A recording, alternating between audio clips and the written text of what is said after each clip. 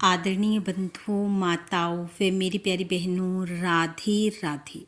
बंधुओं, आज हम इस वीडियो में पितृपक्ष में अपने अपने पितरों की आत्मिक शांति हेतु, उनकी प्रसन्नता पाने हेतु श्रीमद् भगवत गीता के 13वें अध्याय का श्रवण करेंगे, जो कि इस प्रकार है। भगवान श्री कृष्ण बोले, हे कुंती, यह शरीर क्षेत्र कहलाता है। इसके जानने वाले को क्षेत्रज्ञ का जो ज्ञान है, मेरे मत से वही ज्ञान है।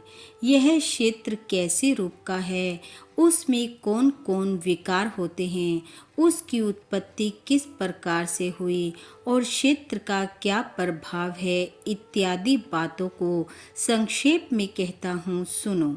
अनेक ऋषियों ने अनेक प्रकार के छंदों में इसको बताया है। वेदों ने भी पृथक पृथक वर्णन किया है और हित वाले ब्रह्म सूत्र में पदों में भी यह ज्ञान निश्चय किया गया है।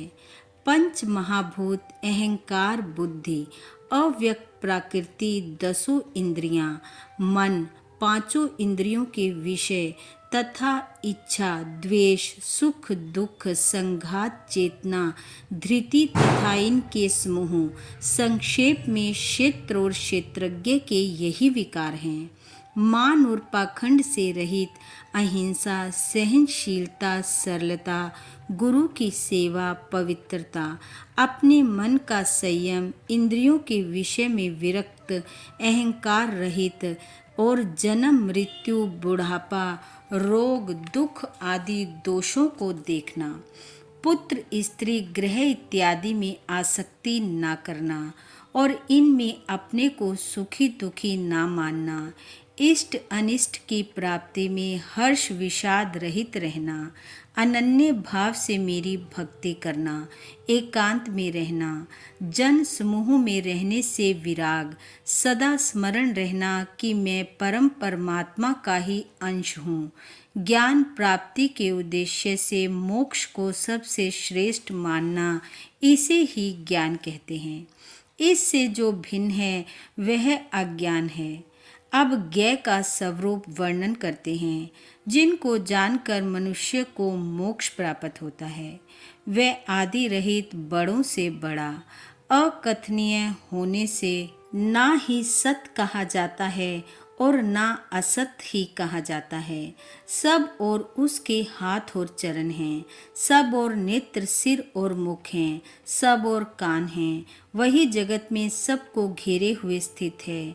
वह सब इंद्रियों के गुणों का प्रकाश है, पर उनके कोई इंद्री नहीं है, जिसको किसी से आसक्ति नहीं है, पर जो सबका आधार है, जो स्वयं गुणों की भोक्ता है, जो सब भूतों के बाहर भीतर है, तो भी चर और अचर है, जो अत्यंत सूक्ष्म होने के कारण जाना नहीं जाता, जो दूर भी है और निकट भी है, जिसके विभाग नहीं होते, पर जो भिन्न भिन्न भागों में विभक्त रहता है, समान रहता है, समस्त भूतों का पालन, नाश और उत्पन्न करने वाला वही ज्ञ है।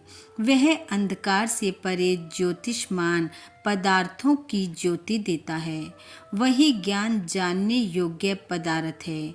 ज्ञान के द्वारा जानने योग्य सबके हृदय में निवास करता है।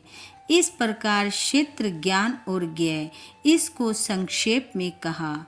इसे जानकर मेरा भक्त मेरे पद के योग्य होता है। प्रकृति और पुरुष दोनों ही अनादि हैं। विकारों और गुणों की उत्पत्ति प्रकृति से हुई है। कार्य और कारण की प्रकृति में पुरुष रहता है, प्रकृति के गुणों का उपभोग करता है, तद अनुसार उत्तम तथा अधम योनि में जन्म लेता है। इस देह में उपदृष्टा, अनुमंता, भर्ता, भोक्ता, महेश्वर परमात्मा और परम पुरुष रहते हैं।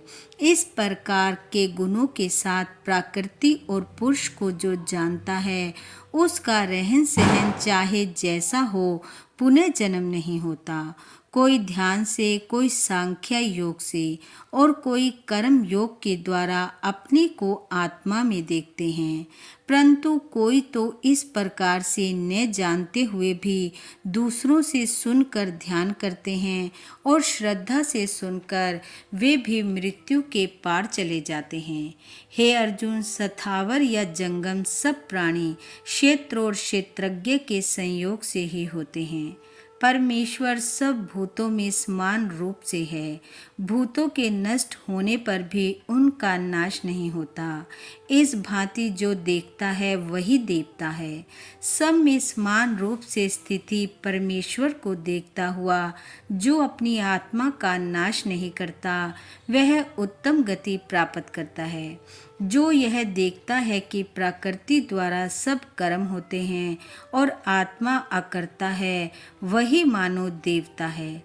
जब वह भिन्न भिन्न भूतों को परमेश्वर के बीच एक रूप में देखता है और उसी से उनका विस्तार देखता है, तब वह ब्रह्म को प्राप्त होता है। हे कौन्तेय, अनादि और निर्गुण होने से परमेश्वर अव्यय है। शरीर में रहता हुआ भी वह कुछ नहीं करता, ना उसमें लिप्त होता है। जैसे आकाश सर्वत्र व्यापक होने पर भी किसी से मिलता नहीं, उसी भांति देह में सर्वत्र व्यापक यह आत्मा भी उसमें लिप्त नहीं होता। हे अर्जुन, जैसे एक ही सूर्य सारे लोकों को प्रकाशवान करता है, वैसे ही क्षेम समस्त क्षेम को प्रकाशित करता है। जो लोग ज्ञान दृष्टि से क्षेत्र क्षेत्रज्ञ का भेद, भूतों की प्रकृति देखकर मोक्ष का उपाय जान लेते हैं, वे परम पद को पा लेते हैं। इति श्रीमद् भगवद गीता सुपनिषद सुब्रह्म विद्या योग शास्त्रे श्री कृष्ण अर्जुन संवादे क्षेत्र क्षेत्रज्ञ विभाग योगो नाम 13वां अध्याय समाप्त। बोलो भगवान श्री कृष्ण की जय। बंधु, भगवान श्री कृष्ण व आपके पितृ पूर्वजों की कृपा आप व आपके परिवार पर सदैव बनी रहे। आपका घर आंगन खुशियों से महकता रहे। इन्हीं शुभकामनाओं के साथ आप सबका बहुत बहुत धन्यवाद। राधे राधे।